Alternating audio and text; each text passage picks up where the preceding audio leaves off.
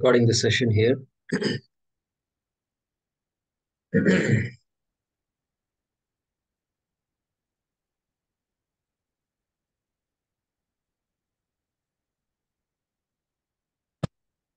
ॐ सदाशिवसमारम्भाम् शङ्कराचार्यमध्यमाम् अस्मदाचार्यपर्यन्ताम् वन्दे गुरुपरम्पराम्। ॐ सर्वमङ्गलमाङ्गल्ये शिवे सर्वार्थसाधिके शरण्ये त्र्यम्बके गौरी नारायणि नमोऽस्तु ते। ॐ सहना भवतु सहनौ भुनक्तु सह वीर्यं करवावहै तेजस्विनावधीतमस्तु मा विद्विषावहै। ॐ शान्ति शान्ति शान्तिः।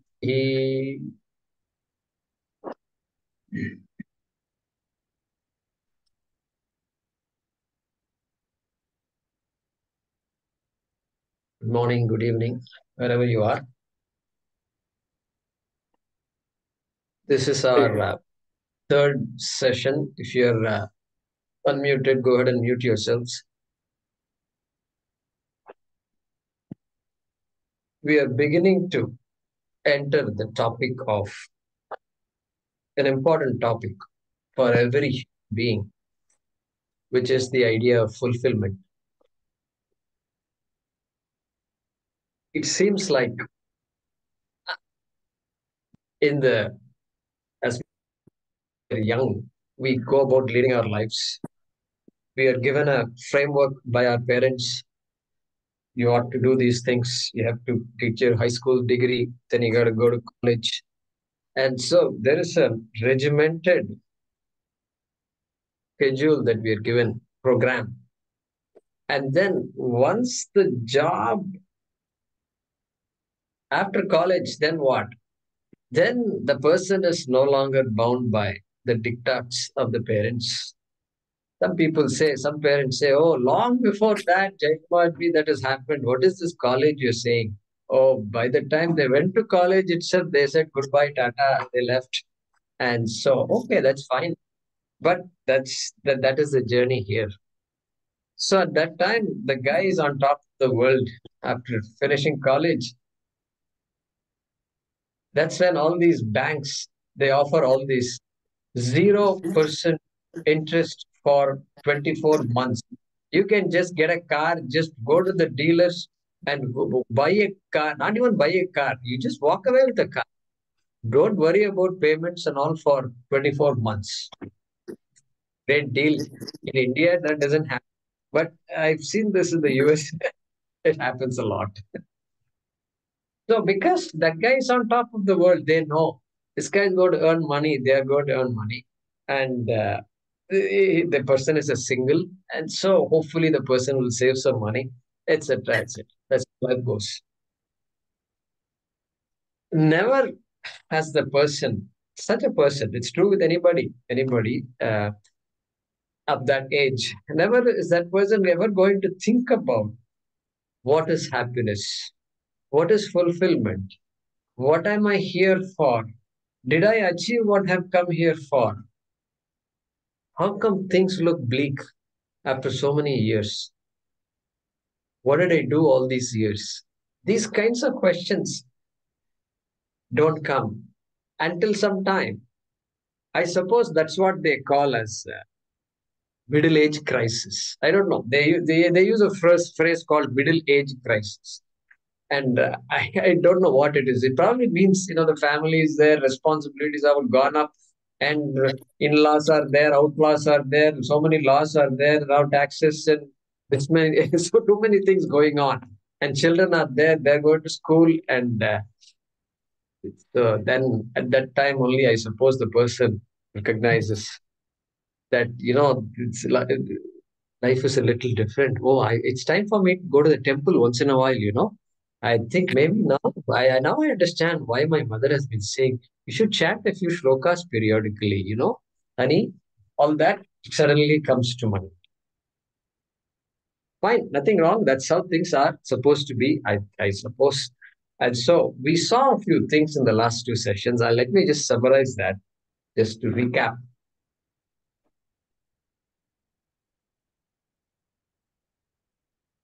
We are seeking three different things, we said. We categorized all the things human beings seek all over the world and then bucketed it into three categories. It's called Artha. Artha means security. It's very popular. Indians know this innately because even the songs will have these things. Classical music songs, whether it is Hindustani or Carnatic, they will have Dharma, Artha, Kama, Moksha. That also will be there. So we talked about three things. Artha is security. Security, the sense that I am safe, sense that I can do what I want to do. And I need to achieve that security, no doubt, through job and family and so forth. And so that security is important. Once security is guaranteed, then I'm ready to pursue pleasure. Just pleasure. Pleasure is very important. And I can't be suffering with so much money there, but so many assets, but then I'm suffering because I don't know how to just enjoy life. People say go out and enjoy life. So that karma is such an important thing. Pleasure. Just have a comfortable life. And various forms of pleasure, and human beings are complex beings. And so we have come up with various ways of gaining that pleasure. And the child has its own ways of getting pleasure. And then we've come up with all these devices where these amusement centers are there. Amusement park is there, no doubt. And then closer to home, there is the amusement center where it's all the lights are all blinking and sounds are all just too noisy. And then on top of that, you stand on something and it starts vibrating also. Wow, this is like a feast to the senses. It's not one sense, two senses. And then third sense is there, sense of touch also. Just you have to balance yourself while you're shooting. Wow, this is absolutely amazing. We're just too smart. We've become progressive. And so the feast to the senses. And then and then you go to amusement park, you go through all these ups and downs, and then I'm sure there are some systems they've developed. I've not been there in a long time. Some smell odors also. You have to, because the sense of smell is there. Why waste that sense of smell? And so all the senses are just titillated. So it's all can be as complex as we would like. So pursuit number two is pleasure. Pursuit number three is what we call dharma, very unique to a human being. Dharma. Dharma. Because some people will say, no, I won't do it, even if you offer me money. Why? That's because there is something called dharma. I will not deceive, I will not steal, I will not cheat, I will not ABCDEF. That's called righteousness. And that's dharma. Dharma is a much broader topic, but for now, that we can say dharma is righteousness. A person wants to lead a righteous life. Even if it means I must put myself to some inconveniences, I want to do the right thing. Inconvenience, see, karma. I'm willing to sacrifice pleasure in order to follow them. Okay? Many people are there like that. All of us are like that, and different shades of all are there. So we said these are the three things a human being seeks in life. Without specifically saying, no, I'm about to, this morning I'm going to seek security. No, we don't say that.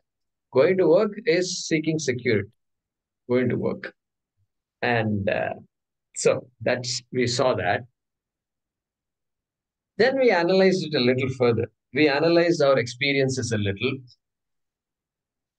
the sources of joy, so to speak, the things that make us happy, family, wealth, health, Okay, a lot of things like this that are important to us, and we analyze these sources of joy, and we asked ourselves, is a thing or a person or a situation really a source of joy, or it appears to be a source of joy? This is $1 million question. We began addressing that topic last time.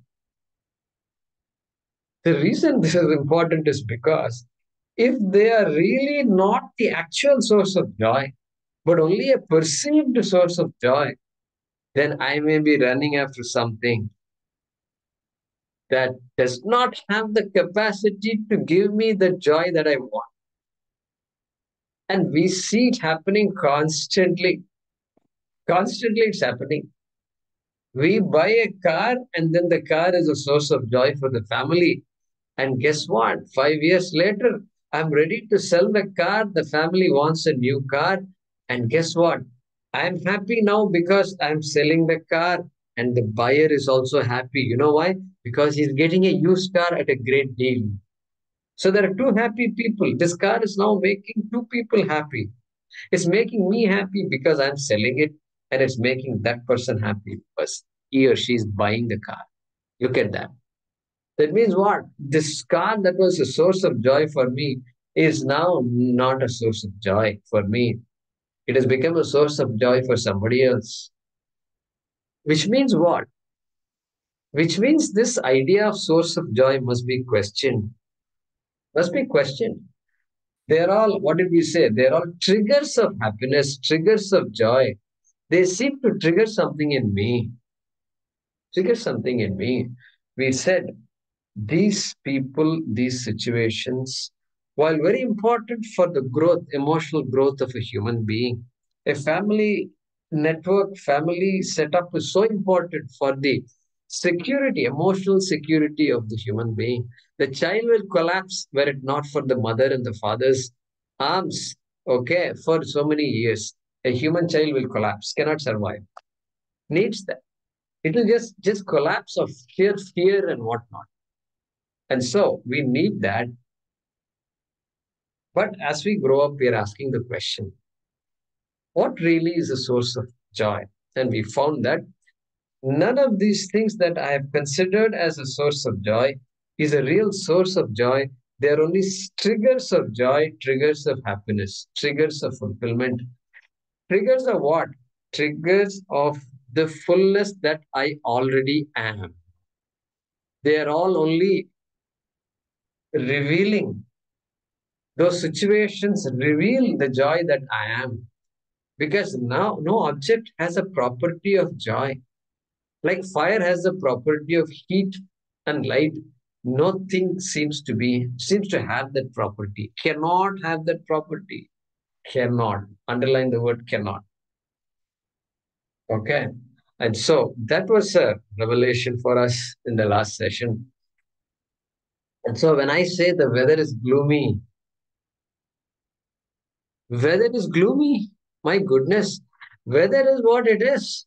And what is gloomy to you is a joy for somebody else. Somebody says, I like this kind of weather, gray clouds, it's drizzly and this and that. I love it. Today is a great day. One person says it's a great day, another person says it's gloomy. Hey, we are putting all these labels, gloomy and nappy and nippy weather and this and that. We give all these labels to weather, which has no capacity to give me joy or sorrow. Okay. So there is really no such thing as gloomy weather. Okay. I can choose to feel depressed when I look out. Okay, but that's my choice. But really, no weather has the capacity to do anything to me. This is where we are heading.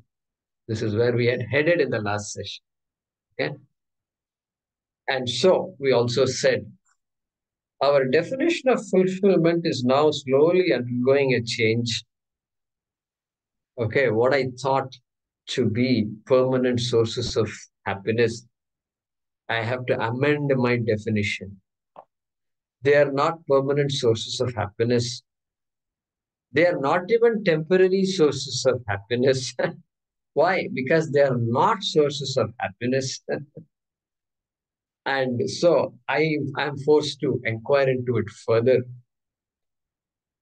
We have some more ground to cover, but that's kind of where we have come in the last two sessions. Okay. And so I'm going to pause here for some time and just some of you have asked questions before, and you're welcome to ask them again or just share your concerns. And then let's see if we can address some of those concerns now, and we'll keep progressing. Okay. So I'm going to pause briefly and then open it up for all of you.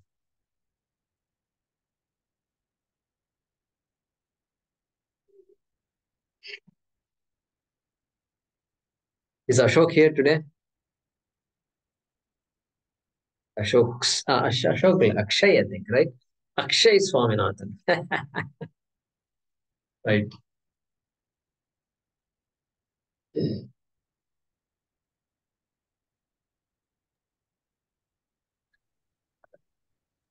Please raise your hands if you have a question. Since nobody's speaking, I'll speak. Swamiji, namaskaram. Okay, namaskaram. Please go ahead. I was just thinking, I mean, whatever you're saying, yeah, as I'm getting older, these thoughts have crossed all our minds. The key is to keep reminding ourselves that life is temporary, life is a maya, life is an illusion. Because very often, in that moment, we get caught up with these triggers and then we get really upset. But then, do you think it's a question of the reminder would be the meditation, or the reminder would be constant prayer to prevent us from getting caught even for a second in these life events which can consume us even for a day or two, which is not a good thing, or even for a minute, which is not a good thing.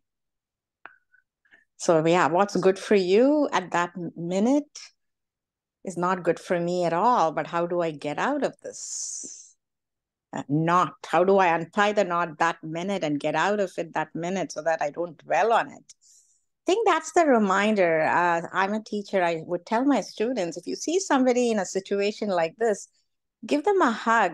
That itself will release chemicals between the two of you that'll make the other person feel better. But that's not the idea. It's not about being needy. It's about, I think, trying to produce these chemicals within yourself. Anyway, I'll stop there. Right. So how do you manage this situation is the question, right? Well, so we still have some ways to go, right? We are not yet ready to discuss solutions. We're not yet ready because we are only analyzing the problem. We're only analyzing the problem. And the way we would suggest is we have to discover an important truth about ourselves. Okay? A truth, if I am that source of joy, there is nothing else in the world that's a source of joy for me. And if I am the source of joy, I need to know more about myself. Correct? I need to know more about, tell me more about who this self is. Tell me where this source of joy, this infinite source of joy. I've been giving joy to myself all these years. How about that? How could, where is that joy coming from? Okay. And so it's the happiness we have experienced is not a virtual happiness. It's not some kind of a unknown, unexperienced stuff. No, it is very much experienced. And so there are ways to manage it. I mean, the whole field of psychology is so big, and there are so many suggestions given by so many authors, speakers, thinkers, traditions. Okay. Yes, we need to invoke all of that. We need to invoke all of that. There is a purpose for prayer. There is a purpose for meditation. There is a purpose for tradition. Tradition. This is where tradition comes. An individual can't figure out these things. The tradition just encapsulates all the past wisdom about this pursuit called permanent fulfillment, which every human being, all before us, also they asked the same question. They wanted the same thing. People in the future are also going to want the same thing. And I want the same thing also. And therefore, the tradition becomes so important for us. So important because it encapsulates the wisdom that we are trying to uncover. And so we are not, so Rekha ji, we are not yet ready to say, okay, go hug your children. Okay, when you're anxious, take a deep breath. And I'm not about to give you those kinds of suggestions right now. Okay. I'll teach you some meditation techniques. Okay, next week let's have. No, I'm not there yet. Okay. I'll teach you some tips, tricks. Art of living is there. There are huge organizations that are built on this. They're, they're so huge, you can't even imagine how big they are. Okay. There is a chapter in every city. And these organizations are so huge, they're teaching these kinds of things. Okay. And so that's it's all there for a purpose. But we have to cover a little ground. Okay, we have to cover a little ground. We haven't completed the analysis yet because we have to discover who this self is. In that discovery lies our freedom, lies lies the answer to our question. This permanence that I'm seeking, complete fulfillment. We can't handle being sad even for a minute. We can't handle. We cannot handle. We don't want it. Yet it happens to us. It seems to come to us without asking our permission. How nice it would be if it knocks on the door and says, okay, I'm sad. Who are you? I'm disappointment. What? I'm disappointment. Did he say disappointment? Yes. What do you need? No, I want to come home. No, this home is not open for disappointments. Okay. Come later. Just get out of here. It's New Year time. Okay. I don't want any disappointments. I wish disappointments, frustrations, shocks, traumas, all these things knock on our door before they come. But unfortunately, they don't. So if you give me some time, Rekha ji, we'll come to those questions. But okay, we'll come to those things. Yes, all the things you said are important. We already know it. And we have to catch ourselves. We can't allow ourselves to be carried away by the moment.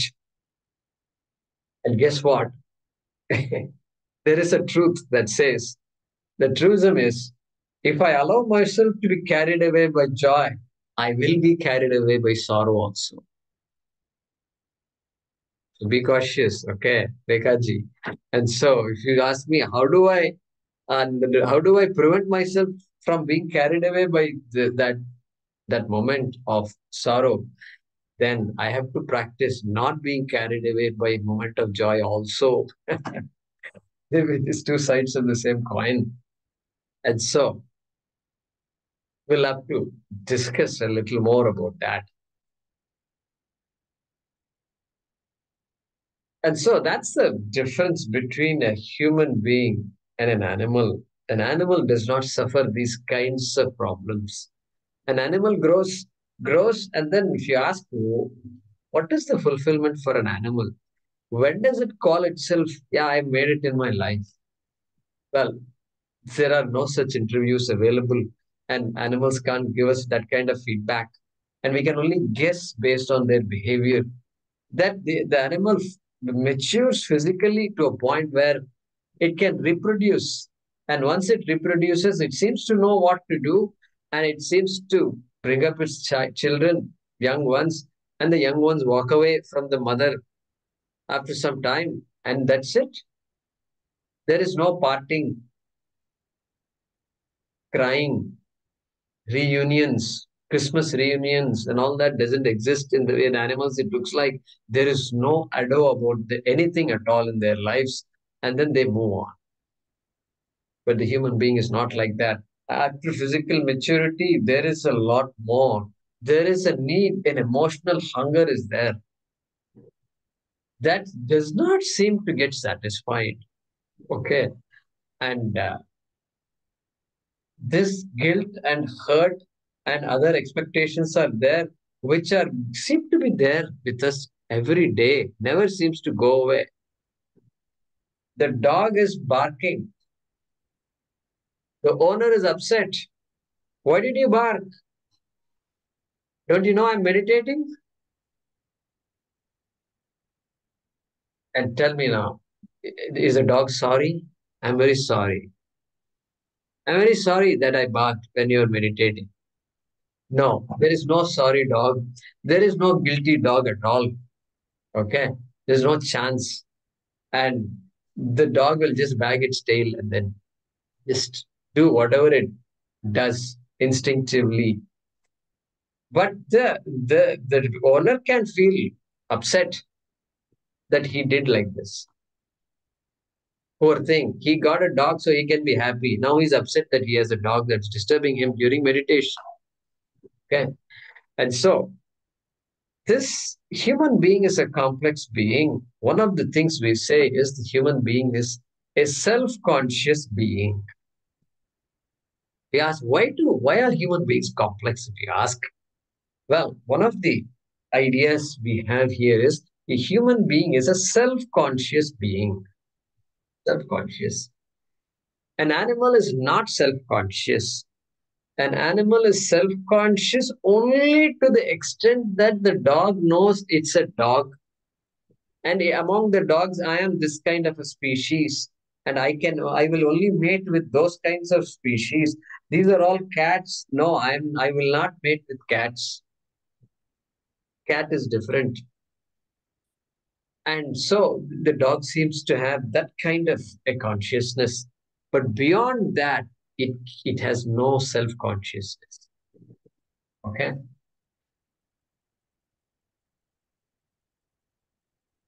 There is this dog competitions.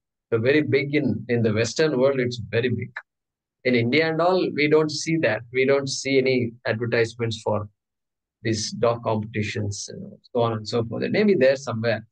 But Tarrytown, New York, it's June, and he says, it's June, the weather is great, John, and we are here for this Westminster Kennel Club.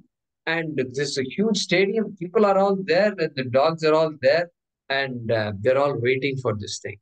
And so, what do you think, John? Meet John, our trainer, and he knows a lot about dogs. What do you think, John? John says, yes, Jim, the weather is great, and it's great to be here after a year, 1 year, and we have a great lineup of people and their dogs, and I think the dogs also love it. I heard him say that. I think the dogs also love it. How does he know dogs love it? These are the kinds of lies we get away with. We speak for dogs. You look at all these competitions. You look at the greyhound competition. How many of you have heard of greyhound competition? That running, this greyhound. Greyhound is a type of dog, and they make it's a race. It's like they bet on it. I think they bet on it, like a horse race. And you see the amount of torture these greyhounds go through. You can't say greyhounds enjoy. Anyway, here the dog trainer thinks the dogs enjoy. That's fine. Let them enjoy. And then the competition happens, and so many people come with their dogs, and then there's a track the dog has to take, and then finally it has to come. It is not speed alone that counts, it's agility. It's called Masters 2022 Agility Championships. Okay. Wow, amazing it is. So finally, at the end of it all, finally there is a winner. There is a runners up, and then there is another person. Third prize and some consolation prizes. Okay. Everybody is given a prize. And guess what? These dogs are all wagging their tails. And they're all looking this way, that way. And guess what? The number one prize winning dog, you ask that dog, you came first, you know? Don't know anything. Don't know what you're talking about. Just enjoying having fun. And no, but you came first. You are the pedigree. You're not ordinary dog. They're going to crown you. But guess what?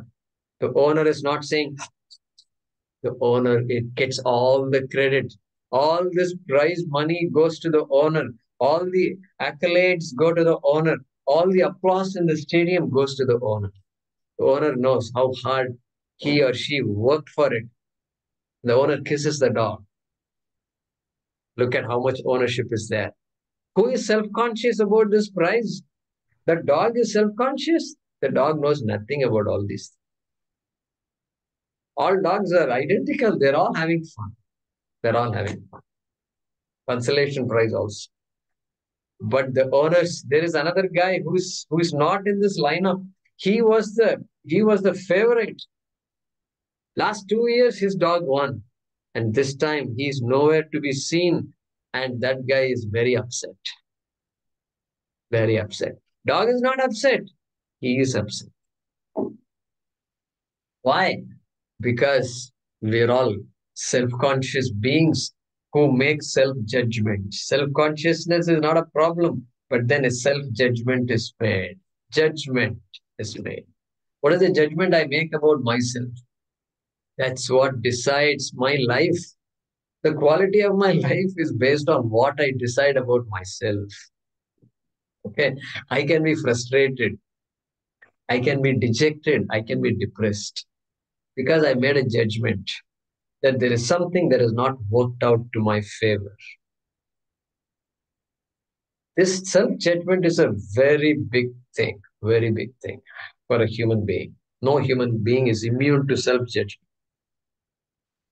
And we will talk a little more about that. That becomes a cause for a lot of sorrow that we undergo. And so it starts at a young age, no, judging ourselves, our looks. From looks onwards, we have these kinds of judgment. And then this judgment just builds up, builds up, builds up, builds. We take these are truisms. Somebody raise their hand. Can you okay, go ahead and unmute and ask your question. Sorry, I was just listening to your analogy about the dog races. And so we're looking for security and pleasure and then going on to dharma. So when it comes to, say, for example, the dog race, so these people who are racing their dogs, they're in pursuit of their own pleasure. Some of them will get pleasure, or well, one of them will get pleasure and the rest will not. But they're getting their pleasure at the cost of the poor animal who is, I don't know, forced to run or whatever, which he doesn't want to do. So then how does this pleasure thing count in the grand scheme of things when you are building your karma for a certain thing? So this would go into a normal seeking pleasure before coming to the dharma part of your life, or I'm not Right. quite trying to formulate it, but I'm not quite sure if I'm saying the right thing.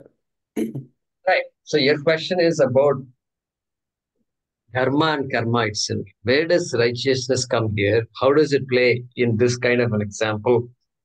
Okay. Yeah, dharma and karma play constantly. It's constantly at work. Whether we know it, whether we recognize it or not, it's constantly at work. And so, how we seek pleasure is so important. Is so important. That's why you've got all these animal rights advocates. Okay. Okay, when I was doing my PhD at Purdue, I got exposed to all these groups in the university there, and I was part of the animal advocates group. I found that to be interesting, and I learned a lot during that time. I learned so much that everywhere I go, I see some kind of an animal hurt going on.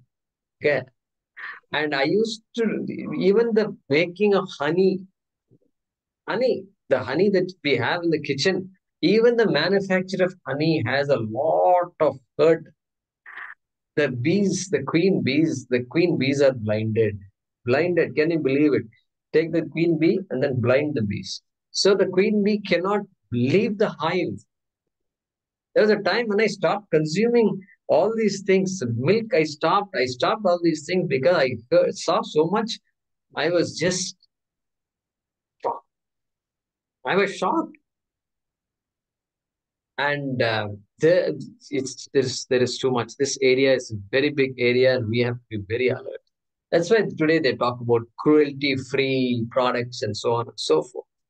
So we have been so cruel, and finally people are saying, no, you can't be so cruel to animals.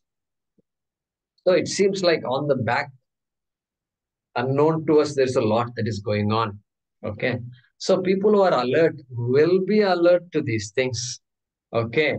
That's why some people might say, no, I will not buy products from China because they've come to know that there are all these sweatshops there, and I can't allow my money to finance sweatshops. Some people will say that. So that requires a lot of awareness, a lot of sensitivity, and a lot of commitment to dharma. This dharma karma. So I am contributing to the sorrow in this world. If somebody decides, then somebody will say, no, I'm going to reduce my contribution. I can't just do things just because it's available in the market.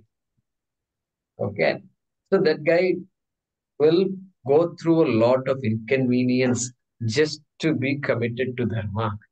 Okay. So you're right, Rick. You're right. And it is a big topic. Dharma is not an easy, that's why I said dharma is not an easy. We haven't even scratched the surface of dharma. Okay. And there are people, when I see, in Chicago, there is a shed aquarium where they have this, what do you call, the sharks and all are there. And it's an aquarium. There are these, what do you call those? Sea lions. Uh, Sea lions. the lions are there. No, The dolphins. Dolphins. Dolphins. Yeah, I'm thinking of dolphins. And they're all there. So we had protests. I was part of a protest that was standing outside Shed Aquarium in ice cold January, and giving out leaflets about animal cruelty. I've done all these things.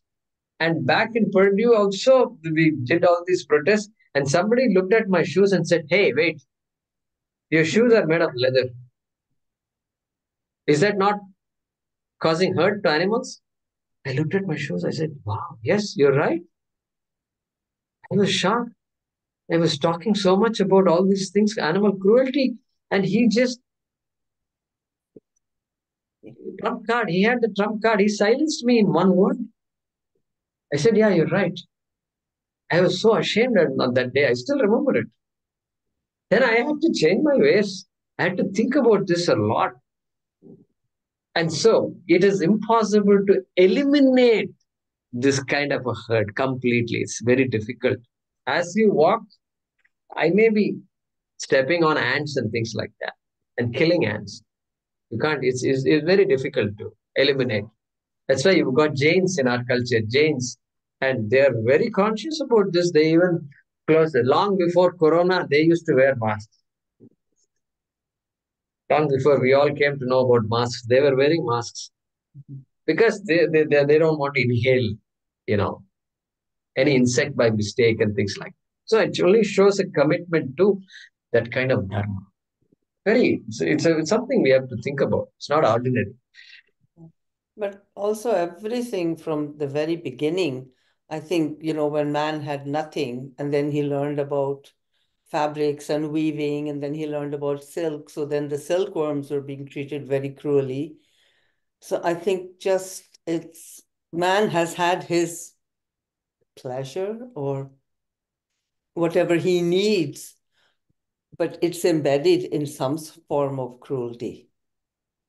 Like, silkworms, sweatshops, animal skins, leather bags, shoes, whatever. Even milk from the cows. And They are also, subjected to we never torture. thought about it at that time. It was just very normal. So my uncle had a factory in Kenya, and he manufactured zebra skin chappals and handbags and things. And we got them as gifts, but it never occurred to us that these were actually once living beings that were killed for our fashion sense. Right. So that shows, that actually tells me that our lives have become very complicated today.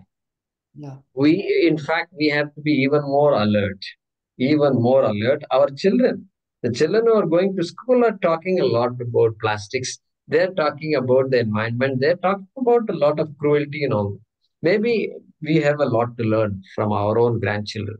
Okay. And so, yeah, it is complicated. We have to ask the question, where is this made? Who is making this? How are they making it? We have no choice. Really speaking, if we want to lead a cruelty-free life, we have a lot of investigation to do. But we'll rely on other organizations to do that investigation. Okay. And so these mink coats and all that was very big. And these days, I don't know how it is. And but you've got cruelty everywhere. There's cruelty just waiting. It's already happening. It's happening. Okay. And so I became the faculty advisor of this organization called Animal Advocates of Purdue University, believe it or not. And so I used to give a different perspective to these things. So they liked that idea at that time. It's a student organization, and I was doing my postdoctoral research associate. So I qualified as a faculty, and then I became a faculty advisor. So it's a very big topic, very big topic. Frogs are taken. Frogs are taken. The schools, in the labs in schools and colleges where they dissect the frogs, right? And then where do you think the frogs are coming from? They are coming from out there. And so there is a massive business of just going and seeking out all the frogs. And when you take away all the frogs, what happens? The mosquito population just mushrooms and just skyrockets because that ecosystem is disturbed. You need the frogs to keep the mosquitoes in check. Okay. It's a very big subject. It's a very big subject. Governments have to step in, and they have to have thinkers, think tanks working on these kinds of things, and really, really giving guidelines to companies and whatnot. We can't rely on companies to take care of this. This requires a in South America somewhere some years ago. I was so impressed when I heard this news. Every time you cut a tree, you have to get permission. You have to get permission. Not only permission, you have to justify it, and you have to pay some kind of a lifelong tax. Something like that I heard long ago. This is long 15 plus years ago. And somewhere, Argentina, Chile, or some place in South America, some country, I found that idea to be very appealing. And that's the way the country was thinking, that you have to pay, we have to put a price on everything. Everything I do, I must put a price. And so it's a topic, big topic. We are not going to spend much time right now on that. And we acknowledge that dharma is not a simple topic. That's why I said dharma, and you left it as righteousness and left it at that. But what is righteousness? Where can I apply that idea of righteousness? If you ask, the minute you enter your store and you buy this, what do you call that, lotion, skin lotion, Veda, not Veda, it's called something like, it sounds like Veda, but it's not Veda. And these guys are Aveda. I think it's called Aveda. Aveda. Oh boy, I remember. This guy is very smart. He took Ayurveda, and he knew that these Indians like Ayurveda, and so he just coined the word Aveda, and then he just manufactures all these products. And there's a big story behind that. And so all these products, how they are made, where it is tested, which rabbits are suffering, where in which lab, we have no idea. Correct? Those days I remember. That detergent powder they make, Tide. You know how they test it? They test it in the lab. I'm going to say some things, it may not sound good for all of you, so I just caution you. They have rabbits. They open the eyes of rabbits like this, and then they put the detergent powder in the eyes of the rabbits, and then they watch what happens, how the rabbit suffers, what happens to the rabbit.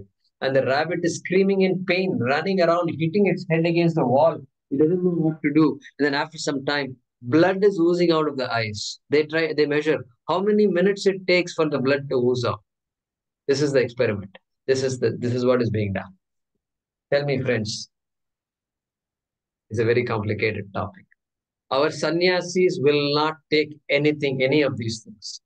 They will not accept, they will just say, I will not touch any of these products. I don't need soap. I don't need shampoo. I don't need any cream, nothing.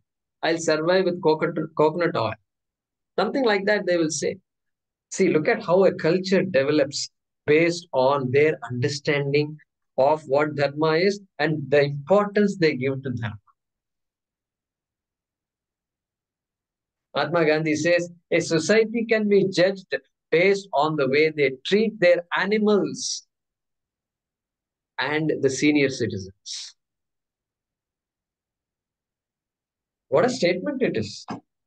What has animals and senior citizens got to do with the health of a society? He thinks there is a connection. Ahimsa paramo dharma. There is a very famous statement that's there only in India. India is the origin of that statement. Ahimsa paramo dharma means what?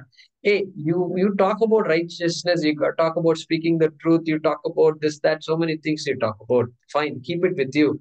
But I take one thing. If there is one thing you can take and then just follow through, and that one thing should be absence of hurting, called ahimsa. Wherever you think there is a potential for causing hurt, ask yourself, am I causing something hurt? Am I hurting a plant? Am I hurting an animal?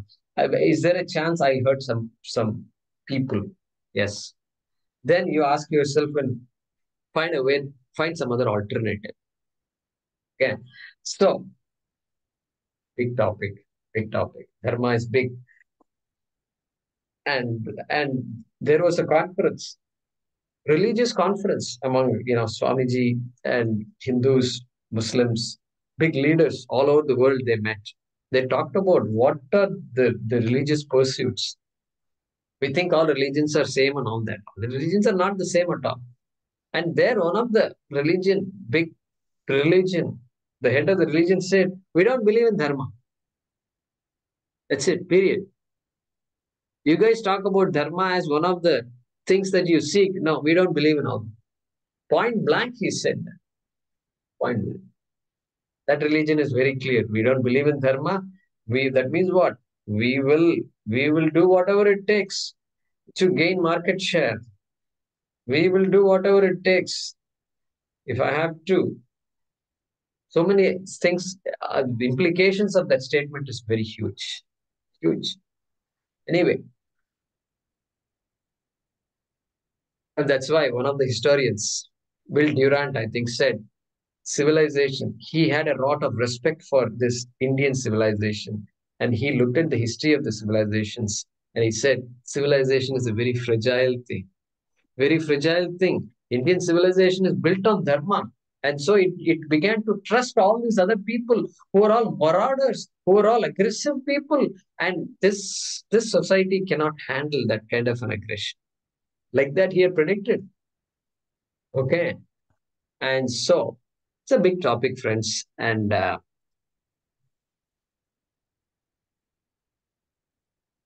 so coming back to our question of fulfillment, dharma is a big part of fulfillment. I think now we recognize, right? So my fulfillment can't come at the expense of somebody else's fulfillment. Okay, that somebody else can even be a small fly or an insect. Okay, that's the extent to which our people have taken it forward. And we have stories like stories of Harishchandra and so forth, which as kids, when we heard, we can't forget those stories. Shibi Chakravarti is there. There is a story of Shibi Chakravarti. How many of you heard of Shibi Chakravarti? Okay, let me tell you the story. Yeah, Jayanti ji has heard. This story is there is a Indra, god of Indra and Vayu, the god of strength and the god of wind. They had a competition. They had a competition. They said, you know what? This guy Shibi, this king Shibi, is a virtuous king. He will protect any being that will ask for protection, and he is committed to just giving justice. Nothing can take him away from that. No, I want to test him. I want to test him. So what he does, they do the one of them becomes a bird. Indra becomes a bird, or Vayu becomes a bird. Just take a pick. And Indra is like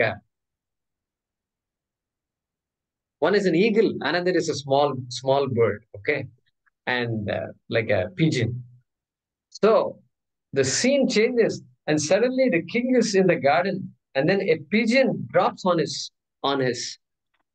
lap and says, "I need help." What do you mean I need help? Look, he's chasing me. Eagle, chasing me. Protect me from the eagle. He tells the eagle, get out of here. The pigeon has asked for his protection, therefore he is protected. The eagle says, my dear king, you are a just king. You're known for justice. You are taking away the meal that is legitimate, that belongs to me. What kind of justice are you talking? And the king responds. King says, that may be true, but he has come seeking for help, and he has sought my help. Therefore, it is my duty to help him.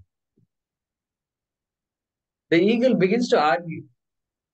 The argument goes on and on. The eagle says, you can't simply take away my meal and say you are protecting the pigeon. It is the responsibility of the pigeon to protect itself against me. And that's how the law is. That's the law of the jungle. That's the law of the so-called, the world of birds out there. And so you can't interfere in that. You're interfering. By interfering, you're causing ecological harm. And that's not keeping to dharma. Like this, the argument goes on and on. And this guy, Shibi, says, okay, what do you want? You want a meal, is it? Come. You can take a piece of my thigh. He cuts a piece of flesh from his thigh and say, okay, you take it. You want a meal? That's it? Is that what you're arguing about? You can't take the pigeon, period. You can eat me if you want. You can eat a part of me. He gives a part of the flesh. And then eagle says, that's not enough. I'm still hungry. And he chops off more of his flesh and gives. More of his flesh gives. Until the pigeon and the eagle choose to show themselves as Indra and Vayu. And then they say, Shibi, you know what? You are the greatest king humanity has ever known. We just wanted to test you, and the world will remember you forever. Like that, there is a beautiful story. And so dharma is a big topic, very big topic. And thanks for asking that question. We can't brush aside dharma under the carpet, and then just move on. Let's talk about some high philosophy. And then, no, we can't do that. And high philosophy will come only after dharma is taken care of. That's why dharma, artha, kama, dharma. In fact, the order in which we We say this is not artha kama dharma. We say dharma artha kama. Dharma artha kama mokshaha. Dharma is predominant. Everything else is secondary. You've got a bungalow which is 2 floors, 3 floors. Great, you're blessed. What are you going to do with it? Are you helping people with that? Or is it a nuclear family living in a... That's what they will ask us. And so, you do whatever you want. You are blessed to have what you have. Welcome to get more also. But dharma is important. Have you thought about dharma? Did you plant as many trees as you removed when you constructed the house? If somebody asks, what answer will I have? What answer will I have? I have to have an answer to that. So dharma is holistic. It can make a lot of people uncomfortable. But we don't have to get to that level of detail. We just need to understand that dharma is important. And because you asked me the question, we did cover that. And a person who follows dharma has to be fulfilled in life, regardless of his or her family, wealth, this and that, health, doesn't matter. Dharma. Here we say in our culture, Dharmo rakshati rakshitaha. Like that, there is a famous statement. Means Dharma will protect the one who protects Dharma. Like that, there is a very famous statement. In Tamil, we have a statement, Dharmam talai kaakkum. Dharma will hold your head. Dharma will protect your head. Means Dharma protects. Like that, there is a meaning. And the word Dharma itself means that which protects. Dharati iti dharma, Sanskrit. So, the earth is called dharti, The word in Hindi for earth is dharti. Dharti. Dharti is what? One who holds all of us. She is the one who's holding all of us. And hence called dharti, one who sustains us, protects us. There's no other planet known planet to us that can protect life like earth can. And so he's called dharti. Dharti. So dharma also is similar. And so what we'll do is we'll stop with that. It's about an hour since we've spoken. I'll again open it up for questions. I had some other things in mind to cover, but we can do that in the next session. We need to talk about what is this experience of joy, experience of fulfillment, that experiential happiness that we all commonly experience. How do you understand that a little more? We need to see. When we have said that there is really no thing or no place or no event or no person that is a source of joy, then how do I experience this joy? What is that experience? How do you explain that? How do you understand that? We need to spend a little time on that. Okay. And then this idea of self-judgment is there. We need to explore that a little bit and then go further towards this idea of the self which is already fulfilled, that I do not know about at this moment, that I need to discover for my own good. Okay, that's where we are heading with this. So I'll pause with that and open it up for comments, questions, thoughts.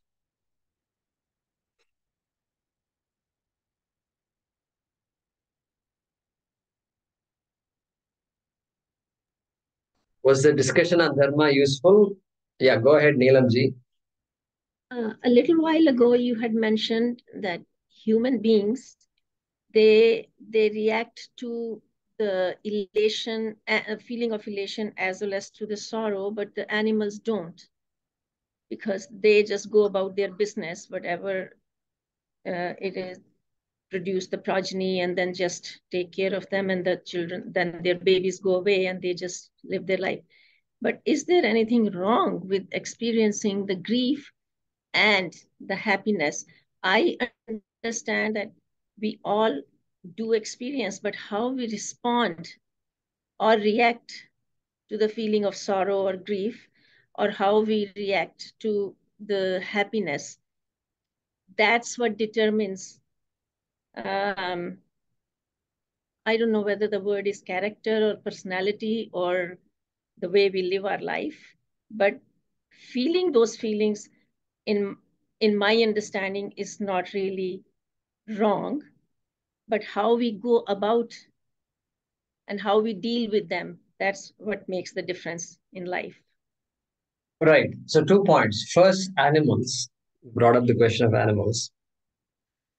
Animals do feel pain and joy. I didn't say they don't feel pain and joy. Okay. You can see that to some extent. You take dogs or anybody in a hot sun. Well, they don't want. They're looking for shade. They go and sit in a shade under the shade of a tree. That shows that this is too hot right now, and so I need some shade. When they are thirsty, they want to drink some water. Okay, so that shows there is a discomfort right now. I know how to overcome that discomfort. I am looking for water, etc. So they have the basic ideas of a pleasant experience and unpleasant experience. If it's raining, the cat tries to go underneath. Okay, it's not like the cat enjoys rain. Peacocks here, there are a lot of peacocks in this area, and in the mornings we do hear all of them. They call us, and we go out to look at them. And guess what? When the rain comes, these peacocks are just when they're enjoying. It's the greatest time of their lives, Mhm. and their what do you call that? Their wings and their feathers just comes out, and they're beginning to dance. They have all these dance sessions you can see, and we go all the way to the top to the third floor, fourth floor, and then we see all these peacocks. And so all this is happening during rain. But no, some animals like it, some animals don't like rain. They don't like to get wet at all. Okay. And so they have all these experiences. We are not saying they don't. Their level of experience is much smaller, and what they can do, cannot do, how they can respond to those experiences is also limited. They have their own instinctual ways of responding. Okay. Now, second point about humans experiencing pain or pleasure.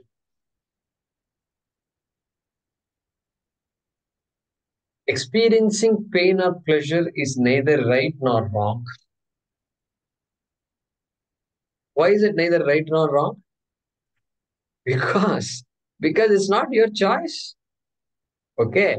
If you step out and if it's hot out there, it's going to be hot out there. And you can say it's too hot and I think I'll go to the bank another day. You have the choice to respond to it differently. But you can't say it's wrong for you to experience pain, discomfort, etc. So experience of pain and pleasure is neither right nor wrong. Doesn't come in the right wrong category. Number one. Number two, our sense organs, our body is built like that. It's built to experience sensory experience, right? Sensory experience is there. And so the eyes are meant to see. They're meant to see. You can't blame the eyes for seeing something that is there right in front. How you respond, like you said, to what you see, what you hear, etc., is up to you. But the actual experience is something that we can't be blamed for. Not only we can't be blamed for, you can't say an experience is right or wrong, right or wrong. Unless the person really went after something that's illegal or something like that, if you say, then okay, there was an intention behind that, that's not correct. But in general, the experience of joy and sorrow will continue to be there, by the way. That's the third thing. The experience of joy and sorrow will continue, or at least pain and pleasure will continue. We're going to differentiate pain from sorrow after some time. Look at that. Experience of pain versus experience of sorrow. Is there a difference between these two? Okay. So we're going to ask this question. You can ask yourself also in your spare time, is there a difference between experiencing pain and experiencing sorrow? Is there a difference between the two? I think there is. Okay. Think about it. Think about it. Pain can be what? Physical pain is there. Arthritis is right there in my knees. I can feel it. Okay. And so there is that physical pain. And there is also emotional pain. Emotional, very big thing. So somebody insulted me, somebody did that, I did this, whatever. So many reasons for emotional pain is there. And so there is emotional pain. Can we distinguish sorrow from pain? That's the question. Can we separate the two out like this? Can we leave pain as pain, deal with pain, so that we can take sorrow out and then address sorrow separately? Is it possible? Think about it.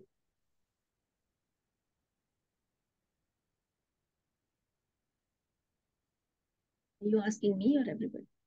And everybody, it's everybody. It's an open question, and for us to think about. Yeah.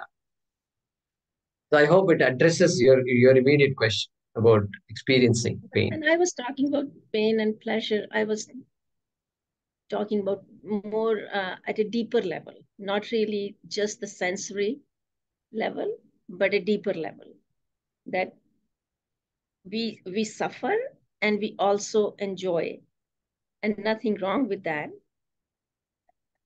But how we deal with it in our lives, that's what probably distinguishes us. Distinguishes us from one another, even one amongst another. Yeah. Sure, absolutely, yeah. So definitely, it does distinguish us, and those who are emotionally mature are able to deal with the ups and downs of life very well. Okay, so what is it they know that we don't know? And what is it I'm supposed to know that I don't know? And so that's the management of one's own emotions. That's emotional maturity. Okay, and that's something all of us need. That's what differentiate human beings from animals. Okay, physical maturity, that's about it. An animal doesn't have a thing called emotional maturity, but a human being needs to know so much. How do you relate to people? How to talk to people? How to deal with all the things, unexpected things that are happening? What happens if somebody says something that sounds insulting in a party? Okay, somebody can say, yeah, okay, just ignore it. And she or she does not know what they're talking. Somebody else takes it very seriously and then suffers for a long time. So an implication there. We are not taught these things. These are things we are supposed to know as to lead a simple, happy life. Correct? Lead a more or less happy life. I need to know all these things. But which school is teaching all these things? I was not taught all these things, and so yes, you're right. And but that's not what we are talking about here. That's not what we are after here. I'm not here going to tell you tricks about how to deal with all these emotional upheavals.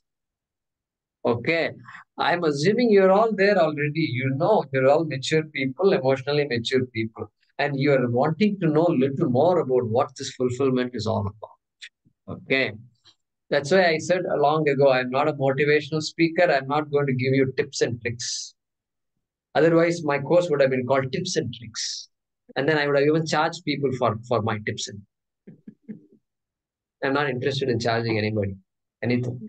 And so I am interested in making all of you think a little more beyond what you've already done. Hopefully. Okay. So Anything else? Any other thoughts? Yeah, Arvinda. Go ahead and unmute yourself. Go ahead and unmute yourself. Sorry. You were asking how we can distinguish between sorrow and pain. I'm not sure. Would you think that an emotional pain is like some kind of a sorrow? Like when you lose a loved one, you feel the pain emotionally a lot, and sorrow comes to you due to the pain. So I think they're interconnected. I don't know the difference, but. Right. So I'm actually not making a difference between emotional pain and sorrow. Emotional pain is sorrow. I'm not really differentiating the two. When I say, though, what's the difference between pain and sorrow? Let's look at physical pain first. Physical pain. Let's take the simpler example. Physical pain. Physical discomfort, all the way ranging from discomfort to excruciating pain, correct? Okay, that's pain. That's just physical pain. And that the doctor can deal with. That the doctor can say, okay, tell me more of what is that pain? And then let's address it. Let's find a way to find the cause of it and try to remove the cause. Correct? That the scientist, the doctor, the medical profession can do that. Okay. Or the person can say, no, I'll learn to live with the pain. Because it's going to be there for now, and doctors have tried their best. And whenever they touch, it's only getting worse. And so I figured out the law. What is the law? I think I'll just learn to live with it and not make it any worse than what it is. Okay. That's fine. That means what? I've learned to deal with the pain. But if you ask the person, are you unhappy? What will they say? Also, they're unhappy because due to the pain. So this is where we're going to have to think a little bit. This unhappiness is an emotional part. That's the emotional part. Pain is the actual physical part that nobody wants. Okay. And is it possible to say I'm happy despite the excruciating pain? Yes, you can. Veena Vora is saying, yes, you can. See that? Now, this is where we are heading. See, in order to be relatively free from physical pain, you just need the medical profession, a good medical professionals nearby. That's all you need. But in order to say, I'm happy despite pain, despite physical pain, look at what maturity it takes. There is something in that person which makes that person say, no, I am in physical pain, but I'm not unhappy. Right. So Veenaji, go ahead and tell us your thoughts about that idea that you shared. I mean, we have pains, but we learn to live with it. That doesn't make us unhappy. It makes us uncomfortable, but happiness is another thing, and pain is another thing. I'm happy in spite of I have all the pains. That doesn't make me sad or unhappy. Isn't it? Look at where we are going with this.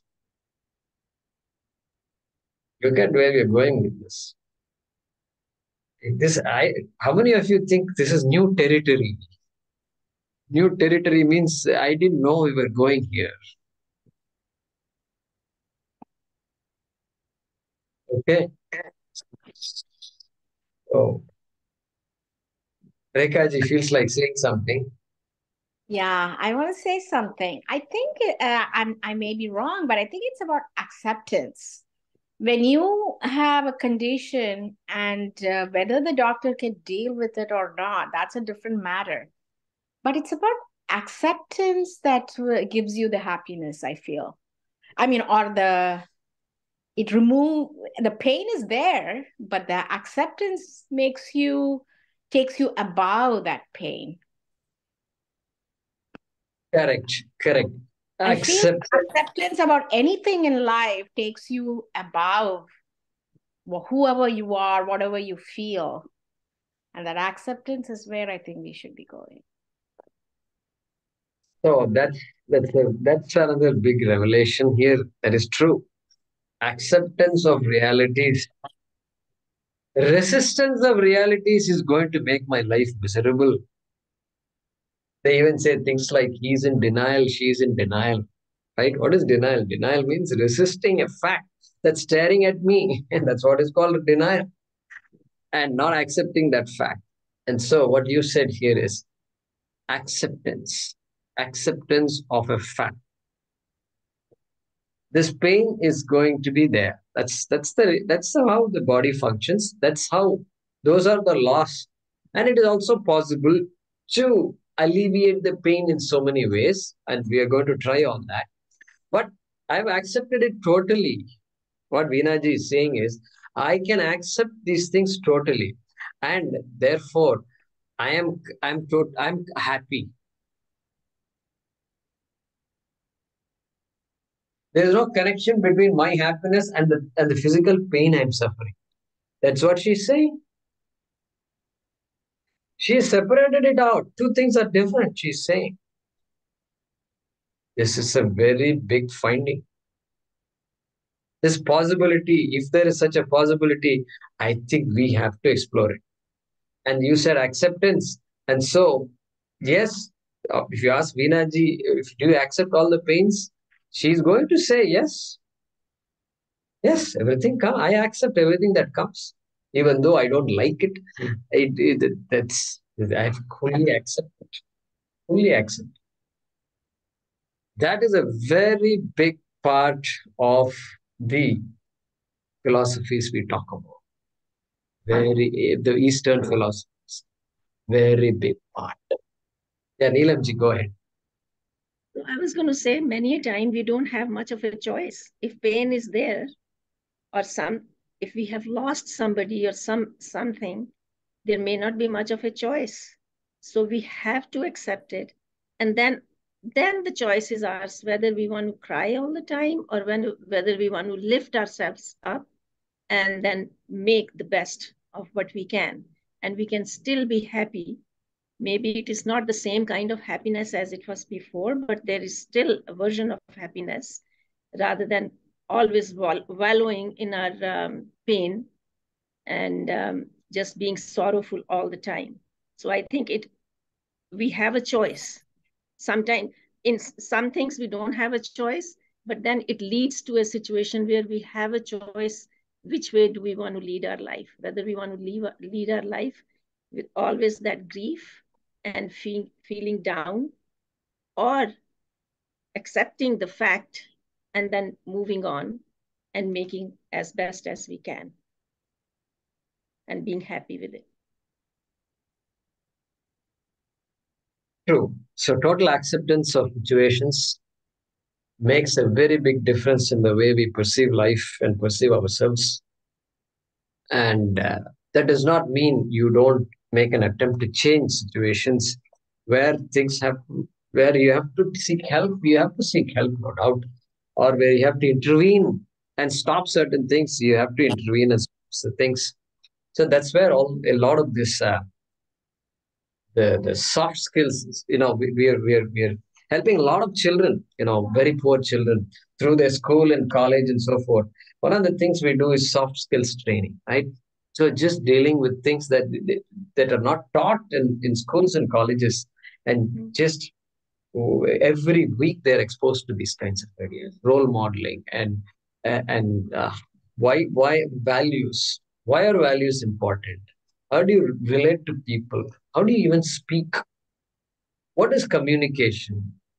Okay, all these things we teach them, and so these kids are actually getting such a good education. I'm telling you, even our own children did not get that. Even I didn't get that kind of education. Nobody taught those kinds of things to me. I wish I had learned all this when I needed it. So you're right, Neelamji. Let's see what uh, Miss Sood wants to tell us. I think, Anandrani. Anji, I think that once we learn to separate the two things, we're already on the path to fulfillment, I think, because you need to know what you can deal with and how to deal with it. And I have a cousin who at a very young age got rheumatoid arthritis. And I remember saying to her that, my goodness, look at your fingers. They're all bent. They must be so painful. And at that time, she was about 26 years old, I think, very young. And she said, Anand, this is my life. I can enjoy it or I can sit and cry. And she says, I choose to enjoy it. And so that's a choice that we make, but it's also the mature choice. And I think it's also the choice that is leading us very, very slowly towards fulfillment, whether we know it or not. I guess, I don't know. Yeah, so she has it in her. She somehow knew it. What many of us struggle to recognize after decades and decades of struggle and life. And she said something that's a truism. Said, no, this is how it is. This is my life. I have accepted it. Yeah. I've accepted it. And I'm asking, what next? That's what she's saying. What next? And not what about this? I'm doing whatever it takes to deal with this situation. But what next? So,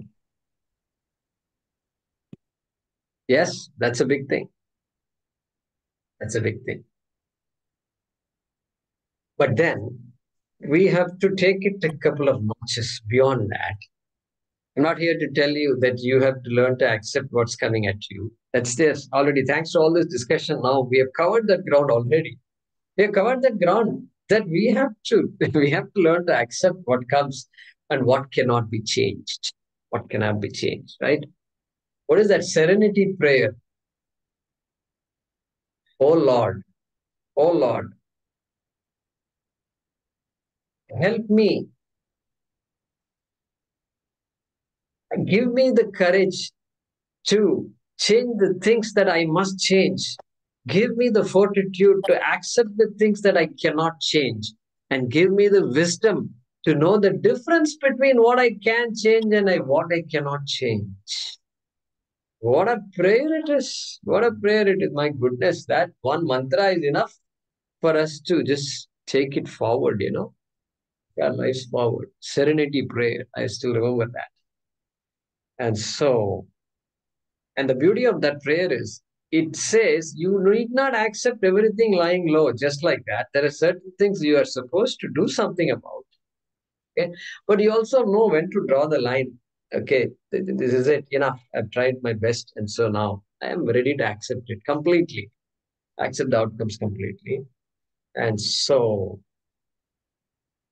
through this discussion, we have learned that. We've learned that acceptance is a very big part. It's going to be a big part of what we're going to talk about next also. We got to go, we have to feel that self, we have to understand ourselves a little more. That's where we are getting at, right? So who is the self that is suffering or happy? Who is the self that's accomplishing all these things? Who is the self that's claiming that they have accomplished so much? Or who is the self that is saying, I'm a failure. I wish I could have done a lot more. And so that self has to be understood more. So we are going to peel the onion a little more and get into the bottom of that. And so that insight is what is going to make a very big difference in our lives. Everything else is important too, but it's relatively important. Relatively important. What we're going to talk about is something, it's an absolute truth about ourselves that we ought to know. Okay? That's where we are going. Yes. Neither thoughts. Rashtra Sharma ji, any thoughts?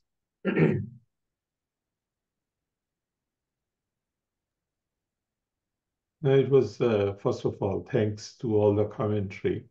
I was just reflecting on some of the shades. Like when you say acceptance, it is like I'm in the center and we are receiving. But like when you say we receive it like a prasad, or we are receiving like a victim, or like any of the other emotions that can come when you receive something. Those were the thoughts coming to me as I was listening to Neelamji, Anandarani and Veena-ji's, wise thoughts. Our pain and our suffering, how they are very different centers. So those things came to mind, and thankfully, I'm very happy to be part of this discourse today. Thank you. Thank you, Rashid.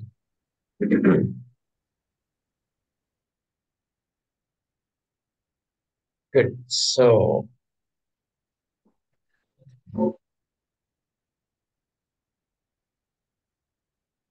okay.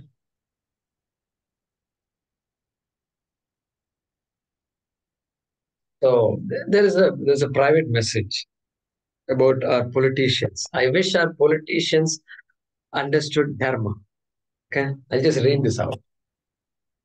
We would not have the war in Israel. You can say it is their karma. However, there should be retribution here and now in our present time. That's what she is saying. Good. So we will conclude this discussion today. We spent a good bit of time on dharma, right? The importance of dharma. I would not have covered this much ground were it not for your questions. Okay, I had not planned to discuss like this. And so we now understand that dharma is important and dharma is complicated. In today's life, dharma is very complicated. So 100 years ago, 50 years ago, if we were to have asked our parents about their lives, no, they did not have all the devices we have. They did not have all the supermarkets, and they did not have iPhones manufactured in other part of the world and coming here. That idea was not there at all. That possibility was not there. Therefore, the cow is right there in the backyard, and you could see the milkman milking the cow. And I used to go in the morning and I used to sit next to him and watch and him milking. And he used to do this. He used to there's a particular oil, and then you have to apply the oil, and then you have to milk. And then once I asked him, can I do it? He said, sure. I said, yeah, I can do it too. And then I did it. And then he told me how to do it, how to hold that. And then I did it without hurting the cow. Then, yeah, go ahead, go for it. So I started doing it. And then the milk started coming into the vessel. That's it. Today, you have no idea where the milk is coming from, whether machines are used to extract the milk, what kind of suffering the cows are going through, whether they are putting antibiotics in this, how much antibiotic is there. They say there's some white powder they are mixing and all that. Just the simple milk is a complicated subject. We have complicated it. And so, yes, you're correct. Dharma is a very important topic. Just because we spoke only for a little does not mean it is not important. It's very, very, very important. It's a very favorite subject. There are things I will not do. And I've not told other people. And I don't do because in my mind I know, no, this is not correct. It's not correct. I sometimes ask people, where are you getting this from? Where did you buy this? Local. That's why we try to buy things locally. If you buy things locally, like vegetables, then the supply chain is much smaller. And so the potential for abuse is much lesser. It's coming straight from the farm to home, and the people who must benefit are benefiting. And so we try our best to do all that instead of going to Reliance Fresh. What's going on behind the scenes in Reliance Fresh, God alone knows. God alone. I can't sit here and say it's wrong or right, but all I can say is we have to. It's very complicated. We have to get to the bottom of these things, and there are organizations, fortunately, that look into some of these things, and they will highlight issues periodically, and so we can rely on them. But bottom line, dharma is important. Acceptance, somebody brought up, and acceptance is a very important part of a contented, fulfilling life. Correct? And that's a very important part of our Siddhanta also. When we study Bhagavad Gita, Krishna's advice is, hey Arjuna, you got to put up with stuff that you can't change. Just happily accept it. That's what he says. And Arjuna finds it very hard to accept that statement. And so he's talking about retribution and this and that, etc. And his idea of dharma is he's ready to fight the war. It's a huge war. Mahabharata war is the war, okay, that happened 5,000 years ago. And he comes to the battlefield all ready to fight. His powder, the gunpowder is dry. And guess what? He looks at all the people and says, my goodness, these are all my cousins, my brothers, first cousins and second cousins. You're asking me to kill them? Is that what this war is all about? In that case, I don't want this. Krishna says, that's not the way it works. Cousin or no cousin, ask the cousin. He's ready to point the arrow at you. Okay, he doesn't have any problem shooting you. What's your problem, my dear friend? That's what he says. So we are in this journey here, and so if you have any ideas, let me know. But next session, what we're going to do is we're going to carry this forward with a couple of more concepts, ideas which are seminal, and then continue to have these discussions. Okay. Any final thoughts before we conclude?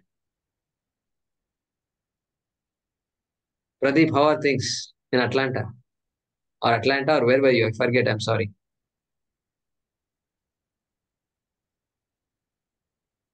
Yeah. You remember well, I'm not in Atlanta, but near that, in Savannah. Okay. It's beautiful today. It's 72 degrees, which is 23, 24. But this is the temperature where we set the ACs or AC or whatever, right? So it's perfect. In January, that's something we can expect here. I just wanted to add some thought to the discussion here about how we receive things and our perception. Sometime back, I learned by reading a book or from some source that whatever is outside us, right?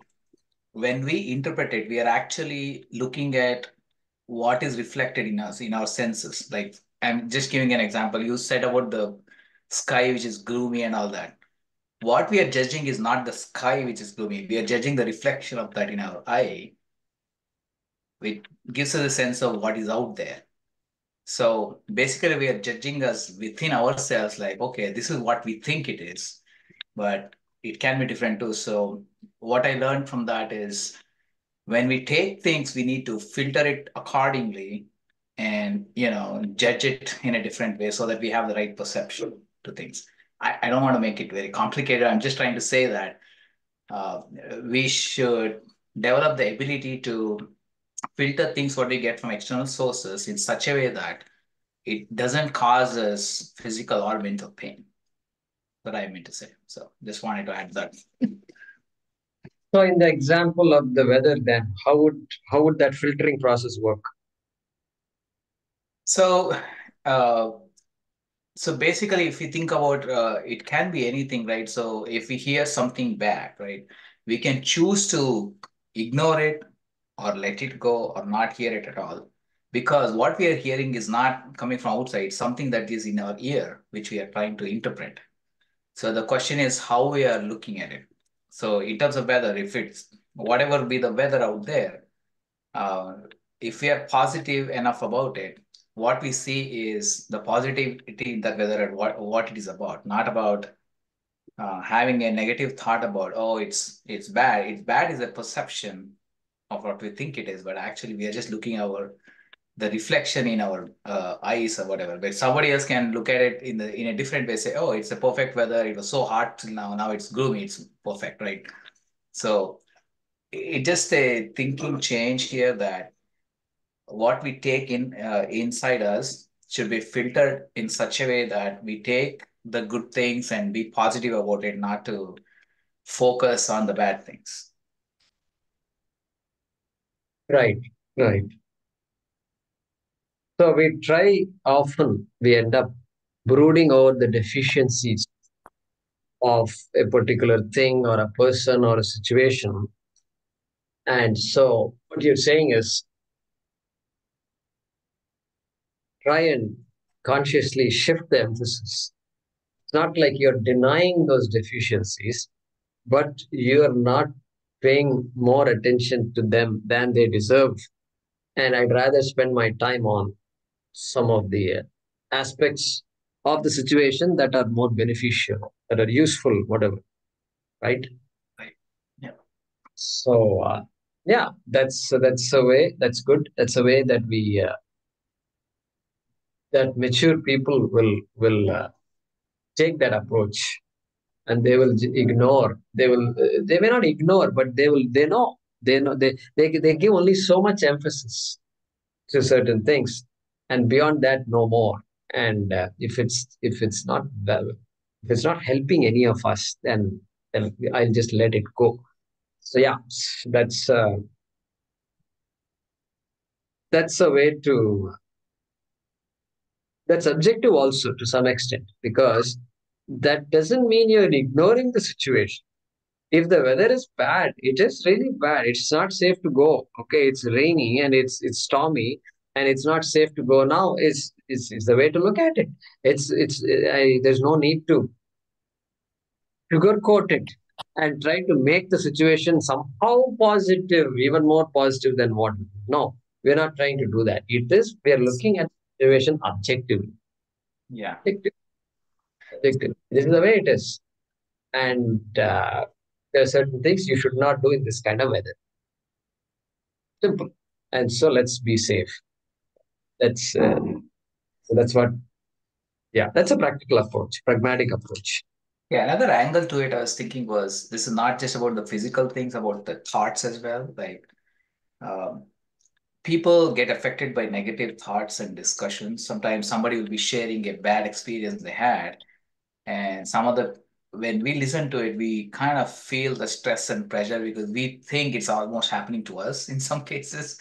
So that is another thing where we need to understand where what we need to take in as applicable to us, or you know, positive or negative, and filter it out again, because negativity also spreads between people. So if somebody is in a bad situation, that can spread to others, but instead of helping them, we can add to their problem. So that is the mental aspect of this filtering process. Correct. Correct.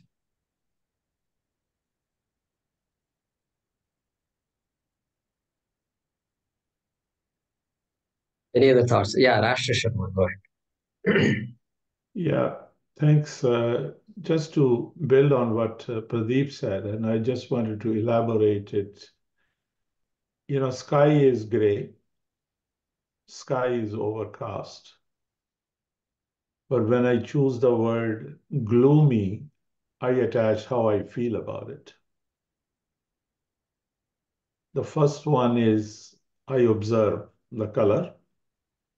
I observe the overcast. Those are factual. It's gloomy. And the next one, when you say the judgmental part of it, it is good or bad. In what perspective?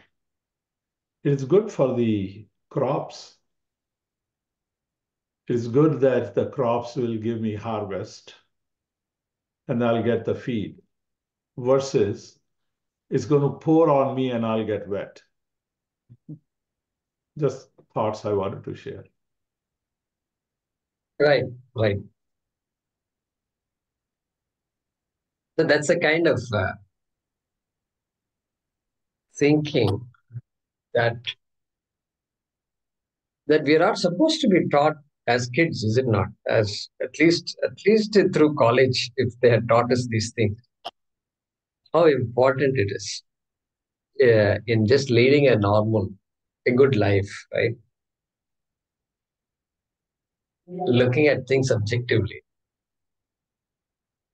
Otherwise, the alternative is we get quickly caught up, and each person has their own subjectivity, and then subjects start clashing with each other, and then you get into maybe. Yeah, these are all good observations, and we'll continue this discussion in the next session. Okay. Any final thoughts? Anybody else? Rupa, Jayanti, Malati. Malati's been smiling, and Elizabeth, Vallikad. Guruji, I have a point, if I may. Please. The idea became as a clean slate, assuming the idea of something that is gloomy or has some connotation, whether it is the weather or an activity, the child absorbs from its environment also. So that has also got, that child has no judgment, has no idea of what gloom is, or he just knows that it is something unpleasant that my mother has transmitted, because she's a nervous, anxious person. Every time it thunders or it rains, she says, oh, there is a storm. And then he knows it's something to be afraid of. So originating from within the child is fear, whereas the impression is placed from the outside. So how does that equation work? Yeah, so these responses, the response that a child has to respond to situations, and the child does not know how to respond to situations, and it looks up to the mother or father. So when the mother responds in a certain way, okay, then it thinks that's the way, that's the right response. It doesn't know any better. Okay. There's a cockroach. Cockroach. Now, if the parents just deal with it the way it should be dealt with, okay, come, let's push it out or something like that, then the child will learn to do that, and that's the kind of perspective it brings. If on the other hand, mother screams, "Oh God, there's a cockroach," then go call dad.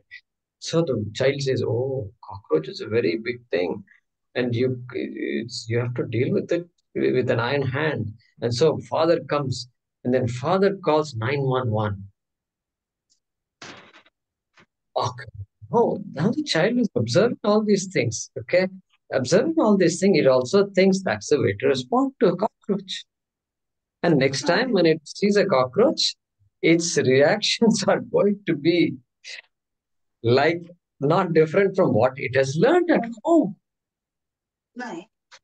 And so that's right. Well, the important point here is we have learned responses from our surroundings as we were children. The child does not know how to deal with any situation, really speaking. Suppose somebody physically hurt me or hurt somebody else. How do you respond to that? Child doesn't know. So that's where role modeling is so important. Parents play a very, very big role. And so there is a parampara. Parampara means a tradition. If the parents are insecure about themselves, and they are ashamed about so many things, that shame gets transferred to the child. That insecurity gets transferred to the child. It's part of the karma. This is what we say karma. For no fault of the child, quote unquote fault of the child picks up the same problems that the parents have. Emotional problems. Amazing it is. It's just so amazing. So there are I've read some books, psychology books on this, and they analyze this very well. Shame. That shame just comes. Shame just comes. There's a book called Healing the Shame That Binds You. Okay, by an author called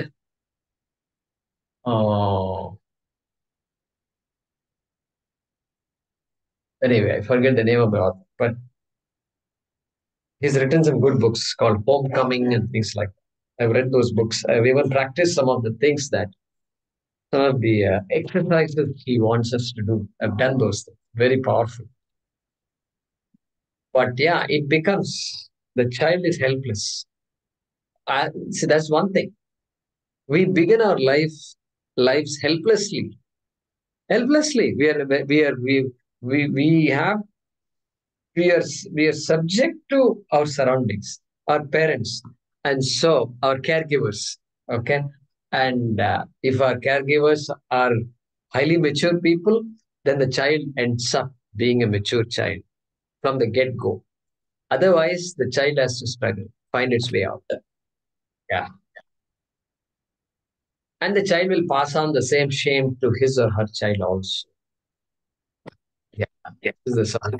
I have to disagree with you there, Guruji, because in today's world, our children are fortunate in many ways, as you said, that we were not. They are exposed.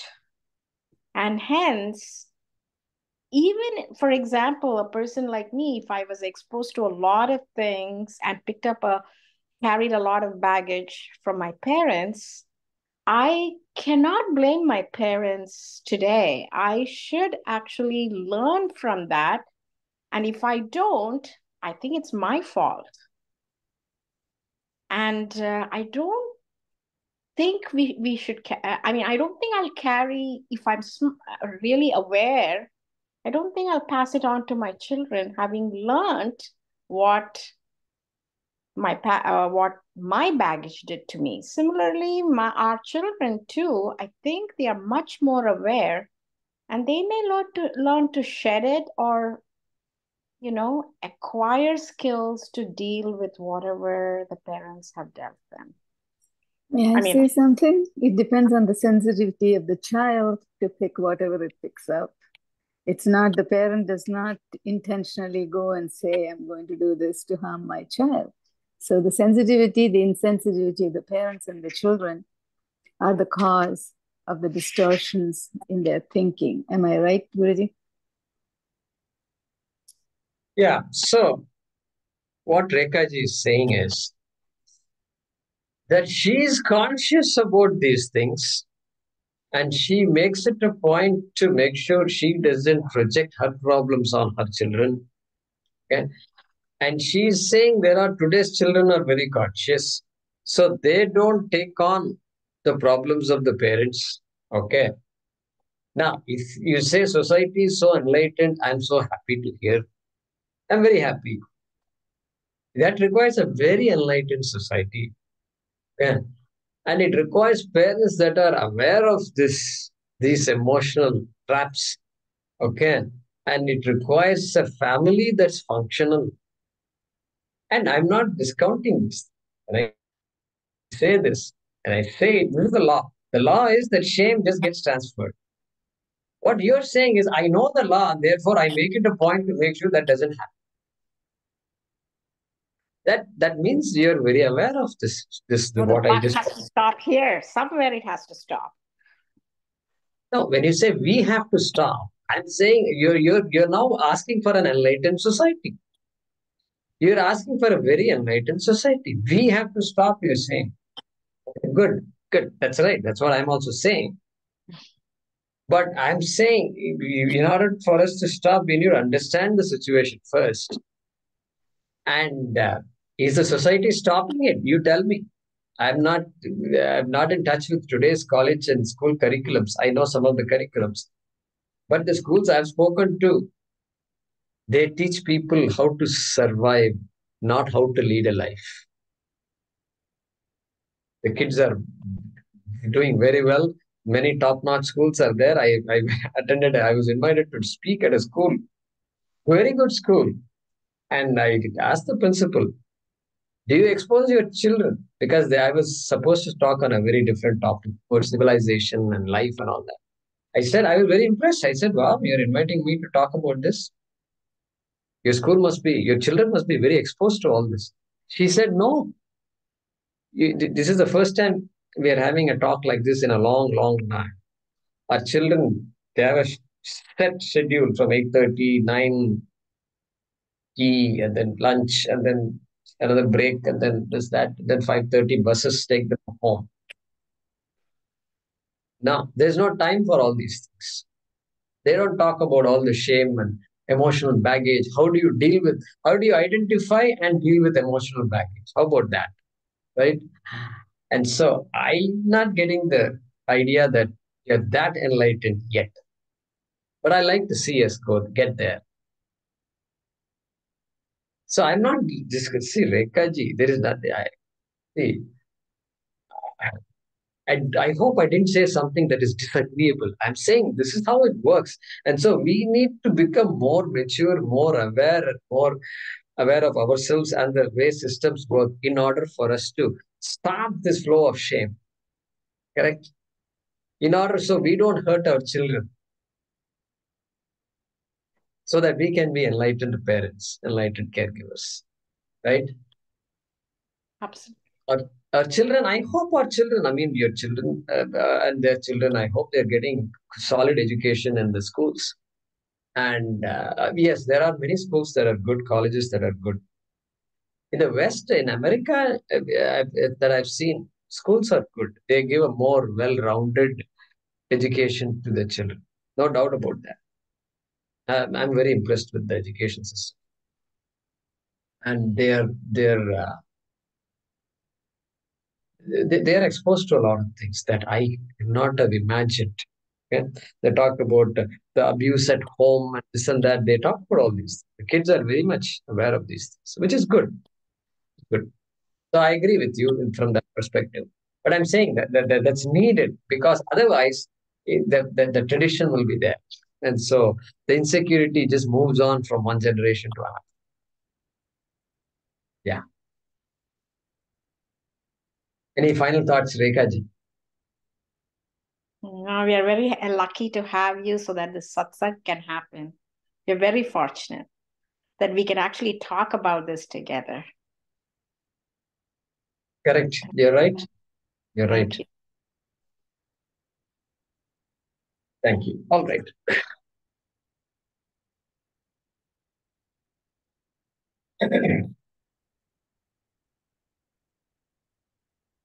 ॐ पूर्णमदः पूर्णमिदं पूर्णात् पूर्णमुदच्यते पूर्णस्य पूर्णमादाय पूर्णमेवावशिष्यते ॐ शान्तिः शान्तिः शान्तिः हरिः ॐ श्रीगुरुभ्यो नमः हरिः ॐ.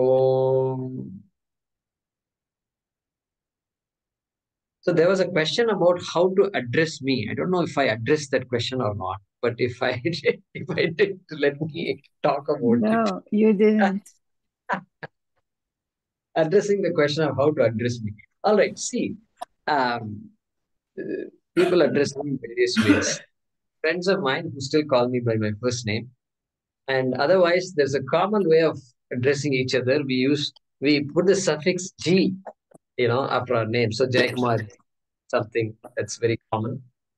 And some people have become my students of Bhagavad Gita class and Upanishads and so forth, and they started calling me Guruji. Okay, I told Swamiji once, Swamiji, my students are calling me Guruji. It's a and Swamiji said, yeah, I think you're their guru. Whether you like it or not, you're their guru. Okay, if that's what you feel like, that's also fine.